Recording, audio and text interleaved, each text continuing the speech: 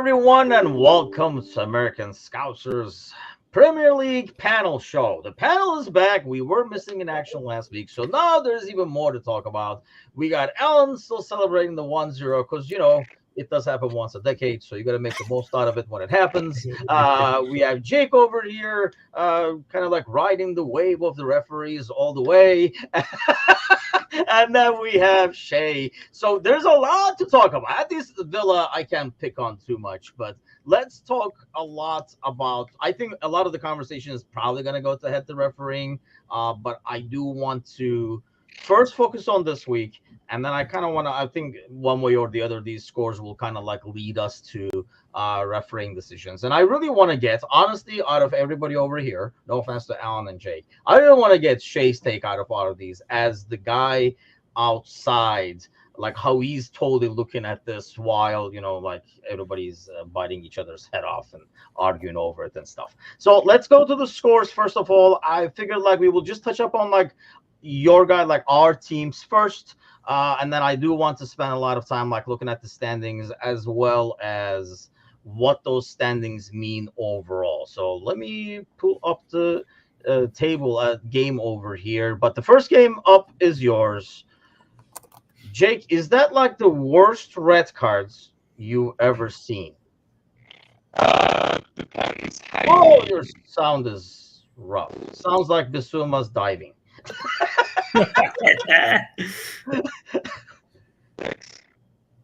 We're still not in good action. So I don't know if you guys saw it. While we got Jake's sound going there. Did you see that, Shay? The shameless and horrible dive. Like, I'm okay with diving or like making the most out of the contact, but it was bad. It's like I said, everything is slow motion. Like I've said before, it just makes it look worse. But that's also why we have it. I don't know. It's up to the referee's decision. We know they are piss poor right now. I just saw a tweet I know Howard Webb isn't in the Premier League anymore, but they told him he needs to stop refereeing because apparently he's doing even a piss job in Qatar and Saudi Arabia. So I think it's a pandemic going on with all referees in every league that we are currently witnessing. Jake, you back? Maybe. Yes, you are. Hey, better? Okay. All right. What do you make of that dive? I mean, is that something that angers the hell out of you, knowing he already had a yellow card? And then, yeah, it's just very Spursy of his microphone. That's wrong. But yeah, what did you make of that? I mean, as a Spurs fan, you're like, dude, you got to be shitting me, or where are you at with that? Yeah, I mean, to be fair, Bissouma has some credit in the bank with us this season. He's been one of our best players, so I think I can let it slide this time, even though it was one of the worst dives I've ever seen in my entire life. And to do it on a yellow card just compounds it to make it just so embarrassing. So no one's defending him at our club. Like, that was just 100% the right call. He should have gone off for it, and it showed our character to still get a result. I know it's the worst team in the league, but we still got the 3 points, even going down to 10 men. So yeah, don't ever do it again. But we'll let it slide a little bit because he's been balling out for us. Yeah, he has been really. He's been like a huge improvement. It's probably one of the reasons why that midfield going. Like Chris says, it was the most Spursy second yellow ever. Yeah, it just was. Because he already had the yellow, and I don't know if it was just confident that, they don't show these. But when you do it that bad, it's like, it almost like the ref was like, dude, I wouldn't want to show this normally, but Jesus, like, it was horrible kind of an ordeal. So he should have gotten a straight red, I think, for how poor that was. But next game up was us, Brighton, Liverpool. Honestly, like on paper, it doesn't look like a bad loss overall in terms of points, but having the leads, it just felt like it was lost points at the end. And if you guys got a chance to catch the game, but it's not like the ideal way to head into this international break overall. But like I say, on paper, we look at the teams, we'll look at and go out to look at the standings. I think we're all in agreement over here that if somebody came to us and say, hey, week 8, brand new midfield, Liverpool 2.0, you're only a point behind City, I think, most of us would take it. We were like, oh, okay, we're still a shot in distance. That's pretty good, knowing, and like I say, we're going to go to the strength of schedule as well. Wolves 1, Villa 1. Yeah, I don't know what to say. They after that 6-1, beating of Brighton, we looked really good, and then here we are, just struggled the entire first half and squeaked it out with a, off a set piece. Pau Torres finally got his first goal, so we're going in the break top 5. I can't really complain too much, so just keep chugging along. Is there like a reason that as like a Villa fan, you're like, man, why are we like so different? The home Villa and the away Villa, it's almost like they're sending another team on the bus. Like why this so big difference? I don't know. I feel like that's been like the manual over the last couple of years. Like we were always terrible going. Well, actually, beginning it used to be really bad at home. Like before Steven Gerrard, even when Dean Smith was there, we were not very good at home. Going away, fantastic. So I don't know if it's the home support giving them a bunch of stick that they couldn't handle it, but now the tides have turned. Like going away, we cannot do anything. But I don't know. Like I said, I think it's the amount of games that we're going. Like this team can't handle it truly yet. I don't think we have enough depth to maintain it. So they got to pick and choose these battles. I can't tell if Alan's video was frozen as he was smiling or he was doing this. He was like, you know what? I'm not going to be able to make it, but I'll put a picture of me smiling after the win kind of a thing. Okay, so let's get to that game. I honestly did not get a chance to watch it, but I did see highlights, and obviously there's like a lot of refereeing stuff. And I almost feel like, I'm sure you guys wanted a red card a few times that game, Alan. But the loss, does that make you guys forget the red that was not given to City? Kovacic definitely should have gotten the red, but all that matters to me is that we got the W at the end of the day, and the fact that we did everything in our power to slow down Holland and not even allow them to get creative or anything like that, and got in the box. I mean, they had injuries, we had injuries. We were able to take advantage of our chances. They had 4 shots on goal. They had that one shot with actually they only had 4 shots and they only had 1 on goal. And then that had that Ake chance. Had that gone in, it changes the complexion of the game, but it didn't. And Arsenal ended up going 1-0 against City. First time in a decade. I'll take it anytime. And just like I said last time we talked about City versus Arsenal, to be the man, you have to beat the man, and we beat the man. So you think that kind of like takes Arsenal over the hump, or the way it came about at the end of the day is like, this is still going to be a rough one? No, because I think in general, like the team builds off of victories like this. They've shown stuff like that last season. I think if anything, this is a confidence boost. They'll take this bounce back and probably go ahead and win a lot of games after this. So we probably won't, knock on wood, never know what happens.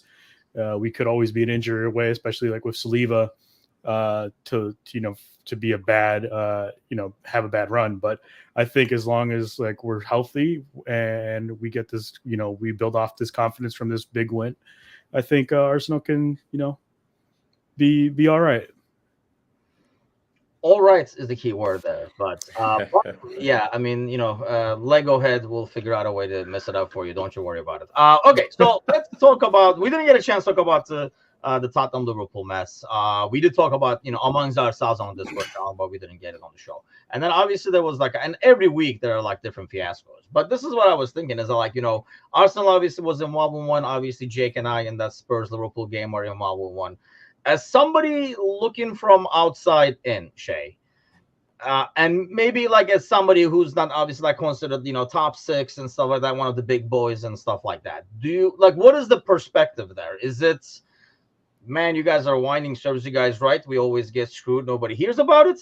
Or is it more like, we've been telling you guys forever, somebody has to do something about this shit? Where does the level of frustration, or are you guys feeling the frustration of a Liverpool fan, feeling the frustration of an Arsenal fan? Well, like I said, there's definitely been a top 6 bias over the years. So now it's kind of funny that they are, you kind of reap what you sow there. Like I said, I've watched many a game against United where we get screwed all the time. Happens against Liverpool as well. I think now it's just because you guys are finally getting a taste of your own medicine. It's a little rough now. So, welcome to the show. That's all I got to say.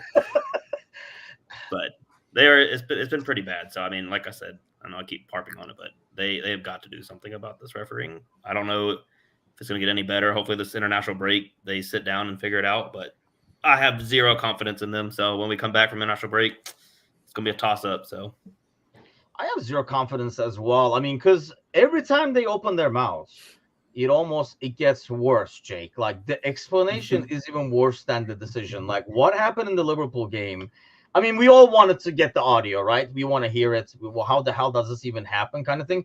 And you almost like you hear the audio and you're like, oh God, I wish I never heard this bullshit because now I'm even more pissed. Yeah, it's almost like the people in the VAR room weren't even watching the game until they're like, oh, by the way, like put this on the screen right now. Like, is this offside or onside? And they're like, yep. And that was all they said. It's like, cool, yeah, good, yep, it's good. It's like, oh, okay, awesome.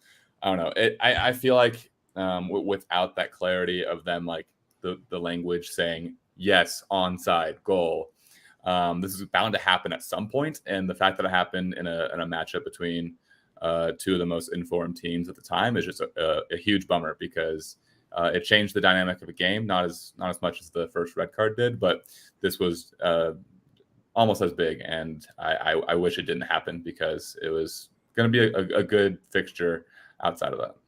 It looked like it was going to be a really good game, and then that red card happened, which, I mean, they doubled down on it. I still don't think. And I think this is the problem, right? Like maybe by rule, first of all, he should never be walking up to the freeze frame, which he did. That's not how it's supposed to work. He should be watching in real life first, then ask for it to be slowed down and stuff. He literally walked up to it. I was yelling at the TV, like, why is he just walking up to the still picture of his like stepping on the ankle? But I think overall, it's just like every time, I mean, I wanted to kind of like share this. This is for the game, the Arsenal game, and these are all high profile games. So it was like Spurs Liverpool. I mean, it was the biggest game of the weekend. And then like this weekend, it was Arsenal and City, the biggest game of the weekend. And the explanation that Michael Oliver doesn't want to have a negative impact on the game by overreacting to something just drives me nuts as a Liverpool fan because of like the cheap ass reds. Then why did you want to have a negative impact and show a red to Van Dijk? Or why did you want to have a negative impact and show it? Like, call what you see. You should be like, let the players make the impact. So as a Arsenal fan, you get that explanation, Alan, and you're like, sounds good to me, or yeah. No, not at all. Like, honestly, if Kovacic had like scored a goal and like that leads to City winning that game, I would be furious right now. I'd be, just as mad as you were last week. I mean, God. I think it's just the fact that Arsenal ended up winning the game kind of swept us under the rug. I think this it really does. It really City does win. I think the mood at the Clove after the victory, nobody really talked so much about Kovacic not getting that second yellow, but eventually as things slowed down, I think we were realized, taking in the game, debriefing, like we're like, hey, wait, that asshole should have gotten a yellow, like our second one, like, and it, yeah. But it is what it is. Yeah, it was horrific. I mean, I happened to be watching like that exact moment when they were in the VAR review. And you can't even, normally you watch something live and you can make a call, right? Then they show it on VAR. One would think all of us over here and everybody in the world should be able to look at that VAR, slow motion, and say, yeah, this should be the result out of this. It's very clear. And it's never is. And usually we're wrong. Like, it's just like, it's exactly what you did not think was going to happen. So let me ask you guys this, because it does seem shady. And while I'm not a huge conspiracy theory guy, there's only so much you can explain things off as incompetence. Shay, let me ask you this. I mean, the fact that these guys were 2 days ago, Michael Oliver was part of that crew, by the way. He was the fourth ref on our game as well. Are part of the crew that went to like Arab Emirates and like ref the game and stuff like that. 2 days later, they ref the Liverpool game after City loses, and it's probably in City's best interest for Liverpool to lose points as well. And obviously this game, they basically tried to keep it 11v11. Is there a conspiracy theory? Do you believe in a conspiracy theory that stuff is happening in the background? People are visiting embassies and stuff instead of just like coming out and seeing what's happening. So I don't know about the embassy thing, but the FA, trying to kind of fix games. I 100% believe that. It makes for better entertainment and definitely TV. But Michael Oliver has been one of the worst referees for the last 3-4 years. So I think just anytime that he is reffing a game, you can almost guarantee that there's going to be something that's going to go wrong. I think he's just not very good. But I don't know. I think it's almost that comes down to, like I said, the FA has say in it because it's their staff. They're the ones that staff these games and pick them. So they may be doing it on purpose just to piss off all the fans. They know it's a big game, so let's put the two worst referees that we have in the entire league and country and have fun because they know it's going to bring hits. I feel like are there a lot of refs, Jake, that you see and you're like, okay, we're in good hands? I mean, not really. I know I've talked about this before, where we said, how come they don't get promoted and relegated to other leagues? Like, how come there hasn't been any from other, the lower leagues that work their way up that have, non-bias to a big, to the Premier League teams? Like, give them a chance. It can't be any worse at this point.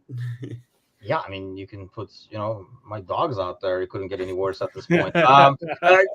Jake, how about you as a Spurs fan? Do you look at it and you're like, okay, thank God this guy is reffing our game this weekend? Have you ever found yourself saying that? No. I think that any one of them could have this sort of mistake in them. It's just the state of the refereeing in the Premier League at the moment, and I don't see that changing, which is the unfortunate part of it, because it would mean either more refs coming in, which I don't know if you can find more competent refs than ones that have gone through the ranks and now are Premier League level refs. So you would think just on that basis that these would be the best of the best, but we're seeing week after week that they're making mistakes that just are inexcusable. And I think that's the biggest thing, Alan. It's not like I'm okay with mistakes, especially. Like, I was even okay with, like, there are certain calls that are there. You're like, okay, like the Jota in our game with Tottenham. The first one, he makes no contact, and it should not be a yellow. His first one should not be a yellow. But during the game, even as I was watching, I thought there was contact, and I thought it was a yellow. So I can understand, your vision gets blocked and stuff like that. I'm totally okay with those mistakes. But the key thing, Alan, is like they've been making some mistakes after watching VAR, and all these years we've been told that, I mean, they're watching it live. You get the luxury of watching it at home from a camera. Well, here's a freaking camera, and they still cannot make the right call. Yeah, they're given all the technology in the world. They have goal line technology. They can see the line. They can draw the lines. As stupid as that looks, every time they do it, but sometimes don't even do that. They have all the cameras there at the game to show them all the right angles, and they still get everything wrong. And then they come out the next day for each and every single one of these mistakes. They come out with this half-ass apology saying, "Oh, sorry that we didn't, call the right, call here, but oh well, we apologize." And it's just, yeah, and it's just like we'll figure it out. Yeah, and it's just like we've always had like these high profile refs like Mike Dean and Paul Tierney and Michael Oliver. Just these are guys that are well revered as amongst the refs, and they are some of the worst referees in all of UEFA. None of them ever get called to, rarely they get called to do the World Cup. I think only one Premier League ref called the World Cup this year. Yeah. And I think in 2018, none of them did. So, yeah. I think the last one, Turkish League, sent more, which says a lot, because I can tell you personally that the Turkish refereeing is not all that, but clearly better than the Premier League. So when that statement comes out, I know, and that was kind of like a weird thing, right? It almost felt like, at least to me as an outsider, I mean, you're always going to have the fans. We were even talking with, like, in the Discord channel. I mean, Jake is as normal as they come for a Spurs fan, But, I think Appreciate it. No problem. I don't know if that was a compliment, but let's go with that. But I think, we were all, it felt to me like when Liverpool made that statement, for example, Shea, and came back and fought it, we knew there was not going to be a replay and stuff like that. Yep. But it almost felt like most fans, at least, except the minority meathead ones, was like, yes, this should, like, somebody should say something. They should do something more than just apologizing and moving on. I know I saw some fans saying like, "Oh, quit your crying and move on," Yep. like the really meathead ones. But it felt like overall, all fans at one point or another getting screwed by something really stupid that should not be happening. So it felt more like a, yeah, we're behind this movement kind of a deal. Yep. And like I said, I think what it honestly takes at this point, which we know like Jurgen and Pep are very vocal about it, but maybe all the coaches just need to come out together and file a complaint. Like, I don't know any other way to go about this. Like, it comes to a point where it's getting ridiculous. And like I said, every team is getting bad calls. So maybe that's what it's going to take. The players only do so much, but the coaches have more power than the actual owners. Maybe the owners got to do it. Like, hey, I should grow some balls and do something. Like, y'all run this league technically too, not just the FA. Like, you're the multi-billion-dollar owners that are running the league. Figure it out. I mean, yeah, exactly. There's so much money involved. And, we talked about the Wolves thing the first week, right? Like, this could cost their season and they could go down because of 2 points, or at least a point that they got robbed from there. Like, Jake, when you see Liverpool kind of, well, at least most of us Liverpool fans consider the good fight. Like, what is the Spurs fans' take on it when you can try to take yourself out of the equation? Well, I mean, every team has these decisions go against them at some point. I know that the extent of which the calls are blown impact the game differently from time to time. In this case, it could have shaped the game completely differently. In my opinion, I had no problem with either red card, but it was the absolute incorrect call on the offside for Diaz's goal that could have shaped the game differently. But I think, in my opinion, if that own goal doesn't happen in the last kick of the game, I think this isn't as big of a deal. I think there's still, things come out and Liverpool's upset. But I think that just makes it so much worse that Liverpool got nothing out of that very valiant effort. They played so well in that second half, especially when they went down to 9. So I don't know. I think every circumstance is going to be different. And this one just being so heartbreaking with the last minute winner, or I guess losing goal for you guys, just makes it so much worse. And it's why it's become such a big deal, on top of the normal, VAR mess ups that we see week to week. That's fair, I think, because it kind of goes back to what we were talking about, the Kovacic, the ordeal. Like, if City ends up winning that, it probably just doesn't get swept away as much. But in some ways, Alan, while we see, like, how is that not a handball or how is that not a red card? I can't recall a time where actually they made the right decision, but went with the wrong one instead. I can't recall a time that this is a first, and of course it happened to us, but where they actually probably used VAR properly for once, but then screwed it up at the end. Yeah, I can't think of one either. I remember some of these bad calls. Like, I remember David Luiz, as poor of a player he was back in the day. Yeah, morning.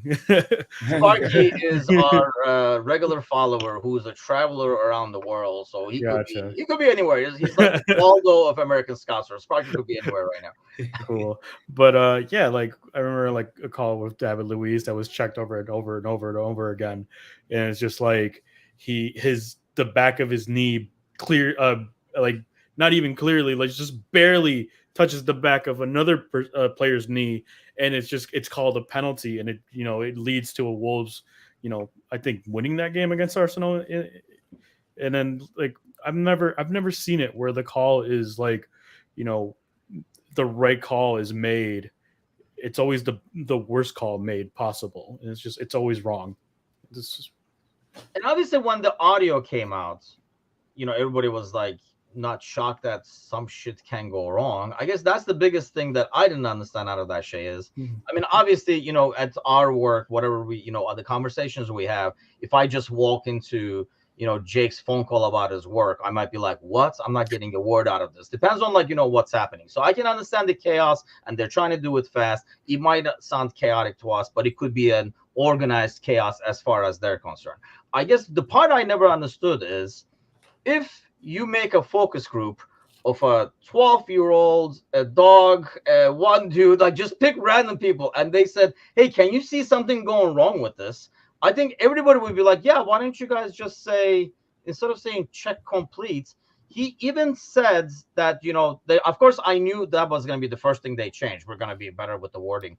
How could they ever think all this time that was good? They're not getting charged by the word on the radio. Why wouldn't you just say, yeah, it's off?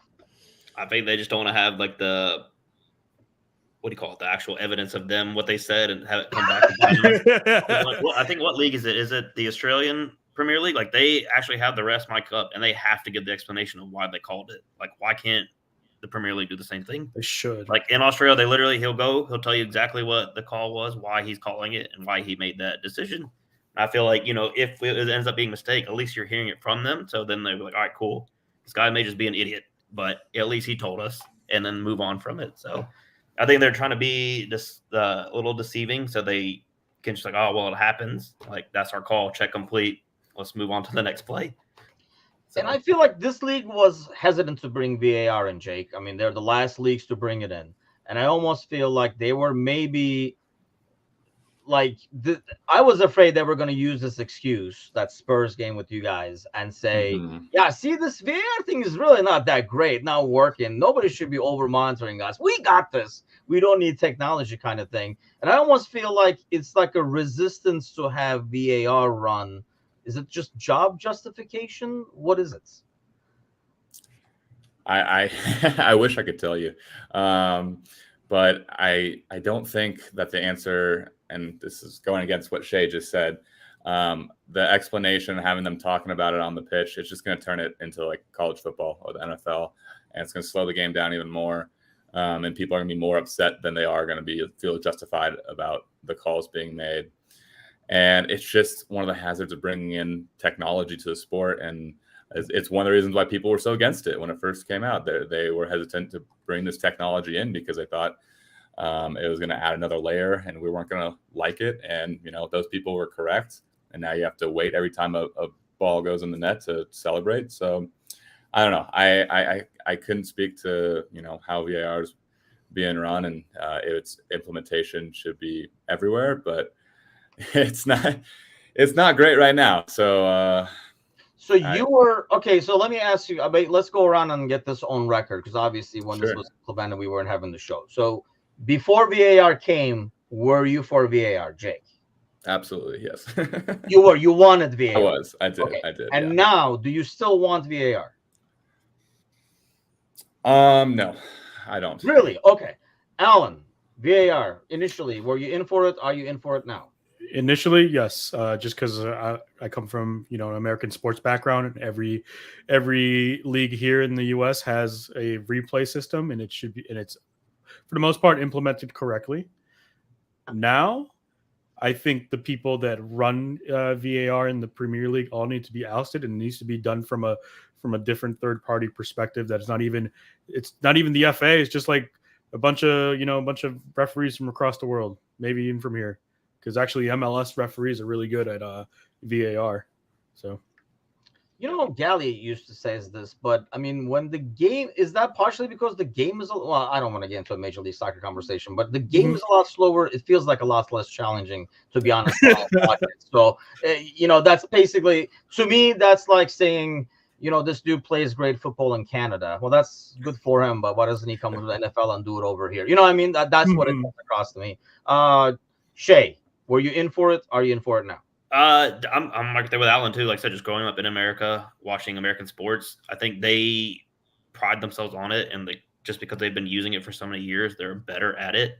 And like I said, I brought this point up. They need to send them over here, watch these other leagues, how they ref, watch it, because like I said, it's been in very high situations, like in the NBA Finals, NFL, Super Bowl. Like, these guys don't make those mistakes as much. You'll get a couple of them, they'll see them, but then the league in New York, which I think the Premier League should also do. There should be one central system. Yep. London or wherever should have a bunch of fucking people in there watching it. They call up really quick, takes 2 seconds. Hey, yeah, we're just gonna go ahead with that decision and do a better job at it. But I don't know. Like I said, I agree with Alan. Like, maybe just bring some other countries' refs in for a year, just see how it does. Like I said, a new set of eyes, which is not going to hurt us.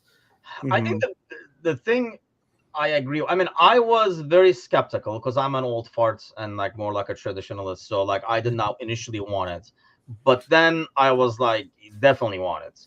And then like for example, like just a month ago, Liverpool played Leicester, and within the first 2 minutes they get screwed like twice. It's an offside goal, penalty not given, and there was no VAR that round. And I was like, if you were ever in doubt, this should jump you over the fence and say, yeah, we need VAR because things have to be right. To me, you mentioned the pausing, Jake, like as something that turns you off. But wouldn't you? I mean, I guess we're sadly too used to American sports stopping excessively, stopping more than actually starting, sadly. But it's because for like soccer, I mean, wouldn't you rather? Because it felt to me like that Tottenham game, for example, Liverpool goal. It felt like if they did not feel like they have to make it happen in 15, 20 seconds, they would have gotten it right. And wouldn't we rather? We're already stopping. Wouldn't we rather stop another 10 seconds and get it right? Or would you rather say, you know what, let's not stop at all, just give it to human error and keep going? Well, they didn't need to, stop for 30 to 60 seconds and make a call on the field, like announce it to everyone. They just needed to, be smarter with how they use language to say what the call was. So I understand what you're saying, and it would get rid of some, like what happened with the Liverpool Tottenham call. But I don't see a lot of other calls going differently if you pause for 30 more seconds. It was just this one in particular. They rushed into it because they wanted to get it going again, and they just used the wrong language, and that was on the referees in that moment. And I think Pochettino said it best, where he said he trusts the car or the bike, whatever he said, but he doesn't trust the driver. It's the refs that are actually in there making the calls that are the problem with VAR. I think the technology it works. Other than the goal line technology for, I think it was Villa Sheffield like 2 years ago, where it's that's the whole time we talking about Jake. Like either safety guys or Where is that exist? Well, I bought the Hawkeye card. It exists, but it doesn't exist. But yeah, so I think having a central hub in London, like you guys mentioned, I think that would be great, because then once a precedent is set, then everyone follows that because they're all in that same hub and all the calls are being made, pretty much the same, at least when it goes to VAR. Obviously, there's going to be some differences with the on-field review, but we could possibly just take out the on-field review altogether and take it out of the referee's hands on the pitch, and so he's like, no, like I didn't make the call, it's VAR. Like they all said that it's this, like that's it, and then I think that's one way to improve. Yeah, I mean, I'm sure like somebody who's watching from like UK is probably like, these guys are like all trying to bring the American sports thing, but I think we already kind of have. And trust me, there's a lot of stuff about American sports I despise, as somebody coming over here from like Europe and being used to like the soccer culture more than any other sport. I mean, to date, I can't really sit down and watch a game from beginning to end. I mean, I despise baseball altogether as a sport, but like NFL, NBA, I really cannot sit and watch from beginning to end. I'll just DVR it. I'll watch a little bit, catch up, go do some PlayStation, come back, catch up. It doesn't matter if it's a playoff game, because it does stop way too much and it's way over commercialized. But we all know the American sports system with the franchises and no relegation and stuff. It's all about money and feeding it, the timing of the sports. Yeah, it's all about money. So we definitely do not totally want that. But let's not also act like Premier League is like a charity foundation and they're not making any money. There's a lot of money involved there. So I do not know this, as the Turkish one here. I think it's refs, but for you, my friends, American football are the equivalent of the VAR. Are they all referees? Like New York, it's referees, or is it referees and players? It's referees. It's just referees and people that study the laws. Basically, they're all either lawyers, judges. Like they're people of higher knowledge per se, but that's their job. So are they guys that are not in shape anymore but know the rules? Like I don't know, man. If you look at Ed Hockey, there's some very buff rust out there. We had, So I can only imagine that room then. That's it's a bunch of strong people out there.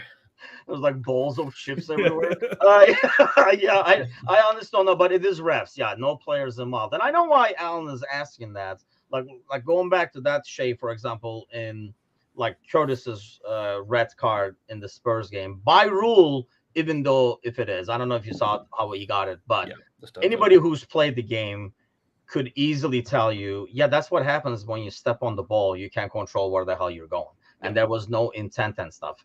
And I know we want it to be black and white, but there's already a bunch of gray areas. So would having players being involved in it, because every freaking player and every pundit said it's not a red card until Premier League said, hey, you guys want to tone that shit down. And then everybody kind of changed their tone the day after. But initially, everybody was like, yeah, it's a red. Would having players involved help or hurt? I think it would honestly help. Like, you get some of the guys that are fairly newly retired, or they're out of league for a little bit because they've played. Like, on field is completely different than watching it. Not actually playing the game. I would assume most of these referees in England have played at one point in their career, but they haven't done it for a while. If you get somebody that just retired maybe 2 or 3 years ago, like they've been in the most recent game, they've seen how these referees are going, like they can give insight, like, hey, if somebody's pulling a shirt, what do you want to call? Like, I was in that situation where he's grabbing my shirt, it's a yellow card. Or, studs up. I think studs up regardless should always be a red card for all of our teams. It's just dangerous. Like, I don't want to see people break their legs. Like, I know that dude for what's it today, the captain that just leg snapped was disgusting. I don't remember, but yeah, I did not. I was warned not to watch it, so I did not. Yeah, it was bad. That was one of the worst ones I've seen. But like, I don't want that from a studs up. So if any player does it, automatic red. Like, just quit that crap. Like, you can go for even if it is not intentional. Yeah, if it's okay. Yeah, as long as it's intentional, not intentional, I should say. Alan, players involved, non-players involved. Yeah, I can see players being involved as long as they're very knowledgeable of the rules of the game. I mean, like in the NFL, you have all referees, and a lot of these referees have law degrees and a bunch of other like backgrounds in being lawyers and stuff like that. So as long as these players know they played the game, they know how fast the contact is, they know how like dangerous the sport actually is. As long as they know the actual rules of the game, I have no problems with it at all. Jake, you think it would make change decisions, or these guys ultimately, I mean, the refs at one point or another, I don't think you can be in UK. I don't think you can be in Europe and not have played soccer at one point or another, regardless of, what capacity you would have kicked the ball around. And honestly, you don't have to kick the ball around. If you have a kid and you stepped on their toys at home, I can tell you the pain and I can tell you what happens. So like, should be able to relate it regardless of professional, but being a player who has played it perhaps at that pace, would it help, or would you rather just keep them out of the equation? Because they're probably going to have more bias than a referee having, connections to a certain club and stuff. Yeah, I think that there should be some involvement from ex-players if you pick the right ones. I don't want Tim Howard giving any advice. I think he has some terrible takes on pretty much everything. But yeah, if you pick and choose the right players, and I don't want them there in the VAR booth or anything. I want it like in between weeks or preseason, and I want them going through examples from the previous season, and I want them to walk through with the refs and just have maybe a panel, like us very knowledgeable people, except ex players, and walk through some examples and be like, actually in the moment, like you can't control this, like this should be like more lenient or whatever. And then I think that all refs should be mandatory like attendance there, and you kind of evolve how referees view the game because they haven't played it at that level. So definitely some input. I don't want them in the VAR booth, and I don't want some specific few that might give some bad takes. Yeah, when you started with "I don't want Tim Howard," you could have just ended the sentence there, and then we didn't have to say anything else. We all agreed on that one. Sparky says no one is talking about in UK now. Spurs fans happy with 3 points. I hate the way it played out, but shit happens, and what goes around comes around. We have to move on. I strongly disagree to that personally. Replay every time. Oh no, I don't think a replay is going to happen, but it should be freaking talked about. I think the Arsenal game should be talked about. Why that wasn't a red card should be talked about. The more we do not talk about it and move on, the more this shit happens and nothing changes. There is no reason for them to change anything if nothing is happening. If you can just issue, if you're at work, if somebody is working for you and they keep fucking up, and if they can say sorry and then just come back to work the next day with no consequences, you're not going to be a very successful business for long if you have a lot of people like that.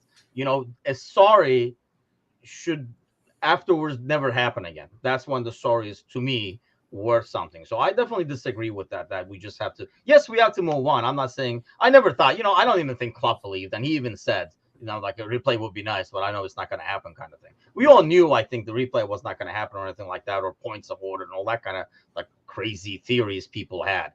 But a stink should be made out of it, and just moving on does not change anything. And I don't agree that nobody is talking about in the UK right now, because I listen to a lot of podcasts where they talk nothing but, and they should. I don't think, because if Arsenal lost that game, it would be a big deal. I think it should be a big deal now and not wait till shit hits the fan. And maybe these guys will have some accountability. But one can wish, I guess. I don't know if it's going to happen or not. But let's take a look at this real quick. And then I actually want to get to the other one. This is probably going to be a quick one, I would think. Because I'm assuming everybody in here is happy overall with where they're at. Tottenham with their fake 3 points. No, I'm just kidding. So I mean, Tottenham, I'm going to be talking at the beginning of the season. Jake, this is well above your expectations. Alan has been grinning, like literally we're in like the 41st minute of the show. I think he's been grinning for 41 minutes. So I think you're happy. And I assume, Shay, based on the conversation we had when the season started, you're more than thrilled with where you're at. But one thing I wanted to ask you though, Shay, is because of some of the points you lost, is there also a feeling that, damn it, man, we should have been even better? We lost some crazy points, or are you definitely content with it? I mean, I'm content, but like we could be like with you all right now, at least tied. I know the game that we played against Liverpool, you spanked us, but then we've been on a tear ever since. Maybe the points dropped against Wolves could have been better, but I'm going to take the 5th, go into this break. Everybody come back healthy after international break, and keep on rolling, because we're finally kicking in Europe as well too. So let's rock and roll. Yeah, I mean, I really felt like Villa was going to do well, and I thought like when they stumbled a couple of games, it's been like odd to see them suddenly were like, what the, like it's almost like a different team every week. But okay, so when we put this up now, are the perspectives going to change? So this is the strength of, according to Opta, and obviously they're looking at record and goals scored and all that kind of stuff. Your boys over there, Jake, is at the very bottom as the easiest. Do you even care? Who cares? Or is it like that? Is that reason to be cautious in terms of what can happen? Definitely cautious. Our next 2 fixtures, which I believe are 9 and 10, are very easy. So I think that factors into it. We've played 3 of the 5 big 6 opponents that we have to. So I don't think it's a fair representation. But yeah, no, I definitely want to be cautious about it. It's great being top of the league, especially when it's prolonged because of the international break. You just kind of have a little, pep in your step because of it. So I'm not gonna say I'm not happy, but definitely cautiously optimistic. There's some jokes going on with Spurs fans of the could we? But and could you?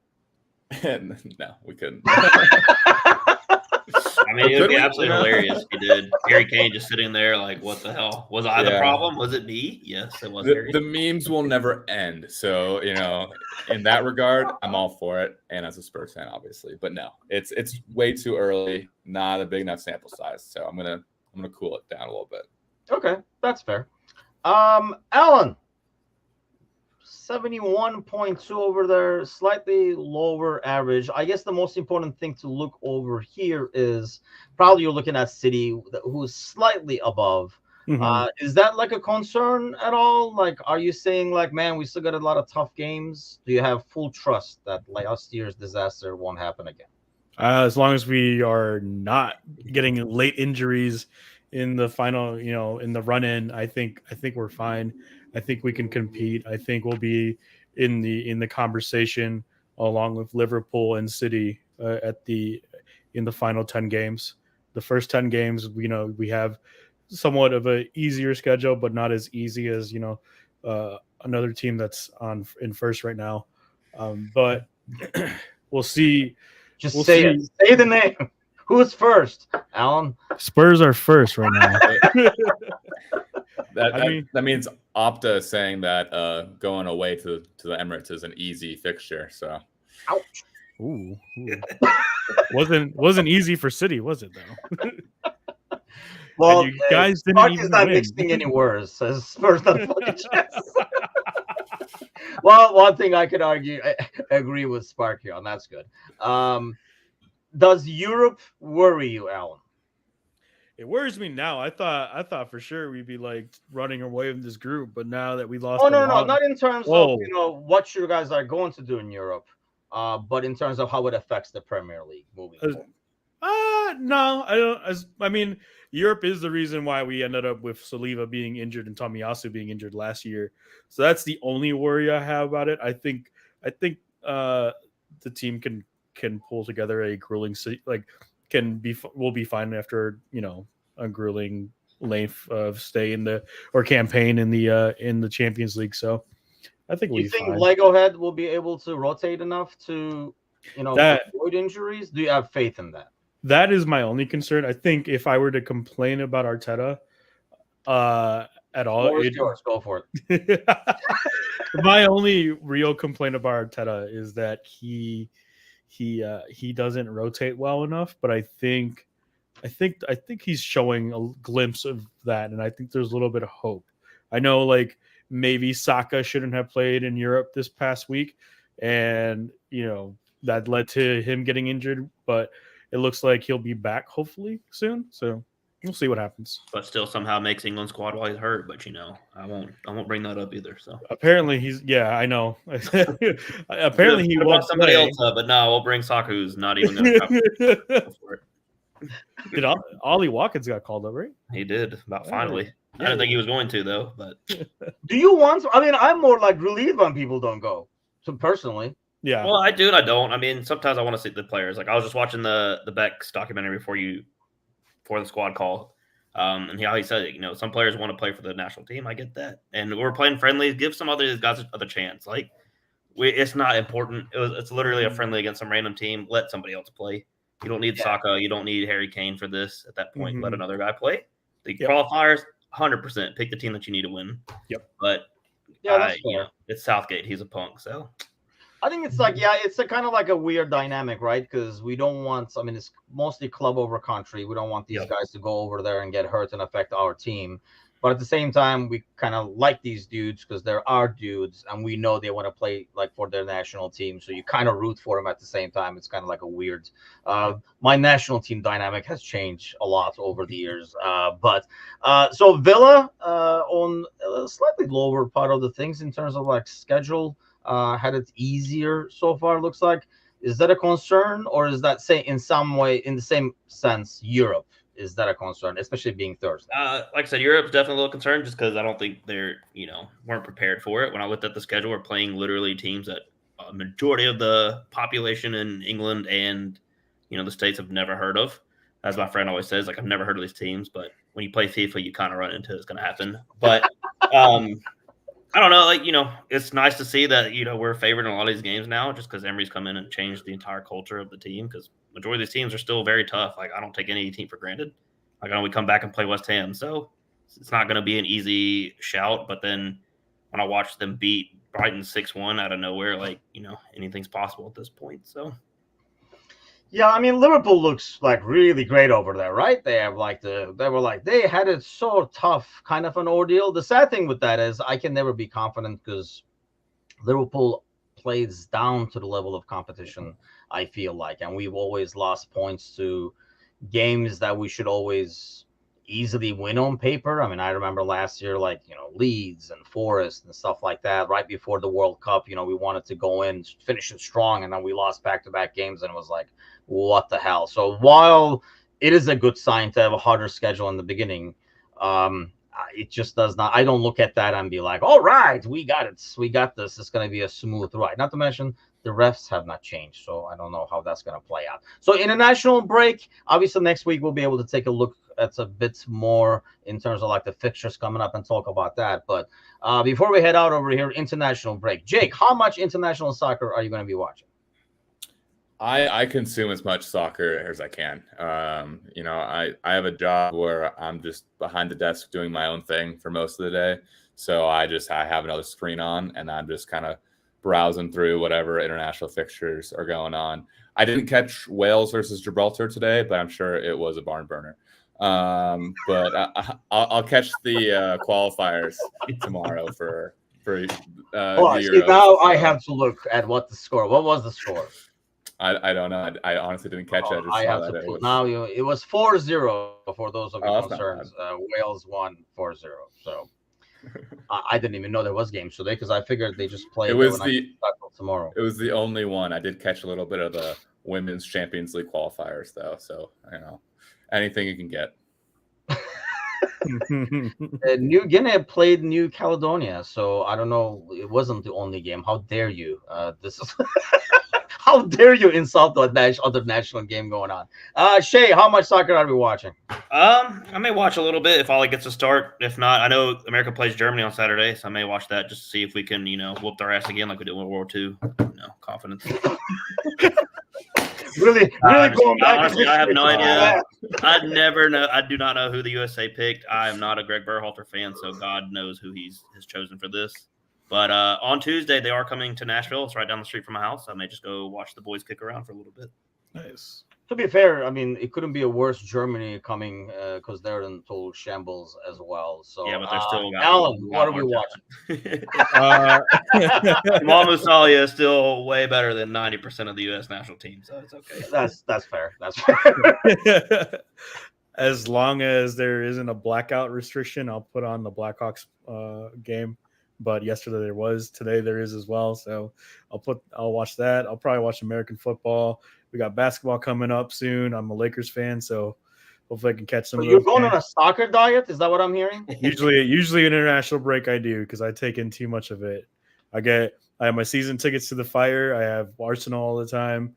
Like I take enough club football that I just need to take a break from it. So we were talking about it before we went on air, but so how much of a is there like people punching each other because they're so upset that Messi was not at the game? Was everybody on like pins and needles and like it's like watch your feet? You dropped the popcorn. Like how irate were the stands? I thought it seemed like a party atmosphere last week. I got my own ticket for we paid $500. Might as well have fun. Basically, I mean, they paid me a decent amount of money for my season tickets, and I was able to go for $28. So I was fine. I was chilling. I was having fun. I was cheering on the Fire. As much of a Messi fan I am, and I know that's rare for an Arsenal fan because all of Arsenal hates Barcelona. But yeah, like Barcelona to be fair. Yeah, it's true. But I wanted to go see Messi play, but he didn't, and I got to see the Fire get themselves in a chance for a playoff spot, and then the following game they lost it out completely. So true. Yeah. Well, I mean, I get to watch Turkey play tomorrow. It's a huge game, actually, in the elimination. They're playing Croatia away. I'm sure they'll find a way to choke it out. They started like really good, but we are hosting. What is it? 2032 or something like that with Italy. So if I'm still alive, at least they'll definitely qualify for that one. So I'll get to watch them on that one. But I wanted to talk. I will probably talk about that a little bit next week. I want to get your guys' take of all those shenanigans happening. Guess what? Saudi Arabia wants the World Cup. And maybe they'll be like, hey, maybe if we get the World Cup, we'll change the transfer deadline. You never know. That's going to. And I hear it's going to be in summer. So get your suntan lotion if you're headed that way to watch some games. That were the rumors. There's a bunch of stuff. There's a bunch of, usual FIFA shenanigans happening in the background. Nothing new, nothing to see here. But we'll definitely talk about it next week. I want to get your guys' take on it. But thanks to everyone, as always. Thanks to you guys for joining this week. We'll be back same time next week. Hopefully, Ellen will not be still smiling. Just go on your soccer diet already because you don't want to hear it anymore. But we'll be back next week. Everybody have an awesome week. Take care.